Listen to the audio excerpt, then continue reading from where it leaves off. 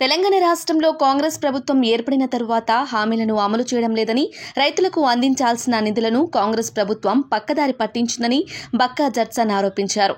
తెలంగాణలోని కాంగ్రెస్ ప్రభుత్వం R tax వసూలు చేస్తున్నారని శాసనసభాపక్ష నేత మహేశ్వర్ రెడ్డి ఇటీవల తీవ్ర ఆరోపణలు చేసిన సంగతి తెలిసిందే.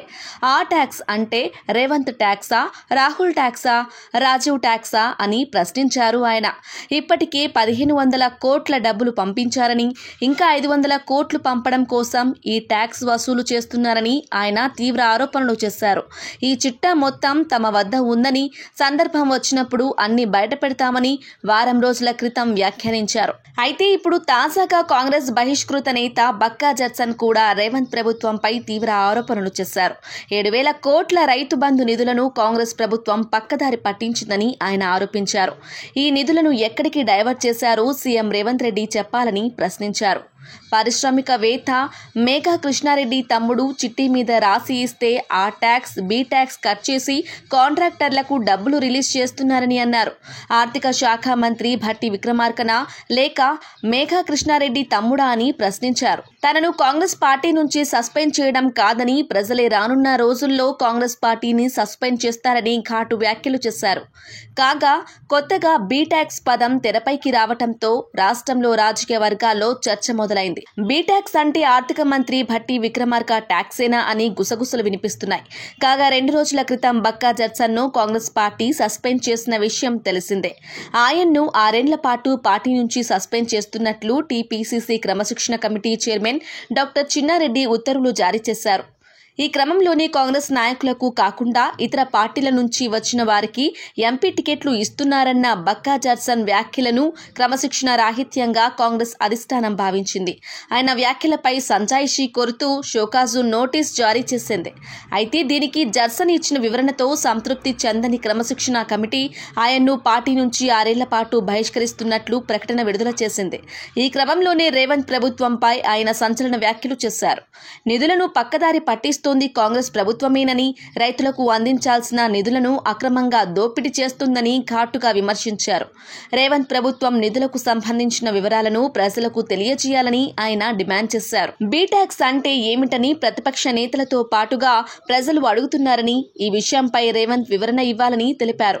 రాష్ట్రంలో అనేక సమస్యలున్నాయని, ఖాళీలు భర్తీ చేయాలని, మెగా డిఎస్సీ వేయాలని, ఉద్యోగ కల్పన చేపట్టాలని ఎన్నికలకు ముందు మేనిఫెస్టో కమిటీ కోరిందని, ఉచిత బస్సు, ఉచిత కరెంటు ఎవరు అడిగారని ప్రశ్నించారు. రైతుల కోసం విడుదల చేసిన 7,000 కోట్ల రూపాయలను నాడు కోడ్ పేరుతో ఎన్నికల కమిషన్ ఆపిందని, ఇప్పుడు ప్రభుత్వం ఏర్పడి 100 రోజులు దాటిందని, ఆ సొమ్ము ఎవరి అకౌంట్లోకి వెళ్లాయి, ఎవరికి బిల్లులు చెల్లించారు, రైతుల నోట్లో మట్టి కొట్టి ఏ కార్పొరేట్ కంపెనీ నోట్లో ఈ పైసలు గుక్కారో చెప్పాలని అన్నారు.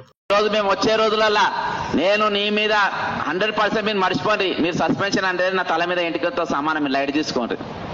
మీరు సస్పెన్షన్ నాకు పెద్ద పరగబడేది. పబ్లిక్ నేను మిమ్మల్ని సస్పెండ్ చేసే పరిస్థితి దగ్గరకు వచ్చింది. అలా అరే ముఖ్యమంత్రి అంటే ఎస్టోంటి కుర్చీ ఒక కోట్ల విజయభాస్కర్ రెడ్డి, ఒక కాసు బ్రహ్మానందరెడ్డి, ఓ రాజశేఖర్ రెడ్డి, ఓ కిరణ్ కుమార్ రెడ్డి, ఒక ఎన్టీ రామారావు చేసిన కుర్చీని ఏది అదేదో మేస్త్రి అని చెప్పిండు, గుంపు మేస్త్రి అంట. ముఖ్యమంత్రి అనే పోస్టు గుంపు మేస్త్రి, ఎమ్మెల్సీ కౌన్సిల్ అనేది పెద్దల సభ. అది ఆ సభనేమో ఇరానీ కేఫ్ అంట.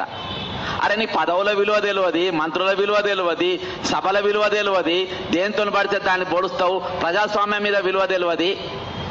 ఇదా మన పద్ధతి. మేఘా కృష్ణారెడ్డి తమ్ముడు ఒక చిన్న చిట్టి పైన రాస్తాడు. చిట్టి పైన రాసి ఇవాళ మహేశ్వర్ రెడ్డి మాట్లాడింది అదే బీజేపీ నాయకుడు. ఏది T tax, B tax, boat tax అని మాట్లాడి చూసినావా? ఆ ట్యాక్స్ ఆ చిట్టి పైన రాస్తారు.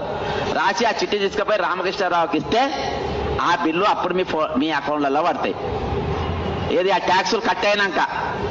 ఇవాళ ఫైనాన్స్ మంత్రి బట్టి లేకుండా మేఘా కృష్ణారెడ్డి తమ్ముడా? 7,000 కోట్ల రూపాయలు 7,000 కోట్ల రూపాయలు ఏ విధంగా 7,000 కోట్ల రూపాయలు ఏ విధంగా మొదటి రైతు బంధు కోసం వేసిన పైసలు ఏ విధంగా డైవర్ట్ అయినాయి ముఖ్యమంత్రి గారు చెప్పాల్సిన అవసరం ఉంది.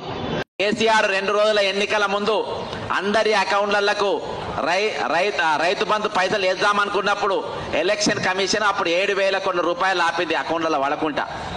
మరి ఎన్నికలు కాగానే పెద్దలు పూజ్యులు ముఖ్యమంత్రి శ్రీమాన్ రేవంత్ రెడ్డి గారు ముఖ్యమంత్రి అయిన తర్వాత 7,000 కోట్లు నీ అకౌంట్లో ఉండాలి కేసీఆర్. ఆ 7,000 అకౌంట్లు ఎవరికి అకౌంట్లో పోయినాయి? ఎక్కడి పోయినాయి? ఇవాళ దాకా ఇప్పటిదాకానే క్రమశిక్షణ కోసము పాటైన కదా, ఇది నేను ఎప్పుడు మాట్లాడలే కదా. ఇప్పుడు నా పార్టీకి బయట తీసి కానీ ఇప్పుడు నేను అడుగుతున్నా, ఈ 7,000 కోట్ల రూపాయలు ఎక్కడి పోయినాయి? ఎవరి అకౌంట్లో పోయినాయి? ఎవరికి బిల్లులు చెల్లించారు? రైతుల నోట్ల మట్టి కొట్టి ఏ కార్పొరేట్ కంపెనీ నోట్ల మీరు ఈ పైసలు కుక్కిండ్రో ముఖ్యమంత్రి రేవంత్ రెడ్డి గారు చెప్పాల్సిన అవసరం ఉన్నది.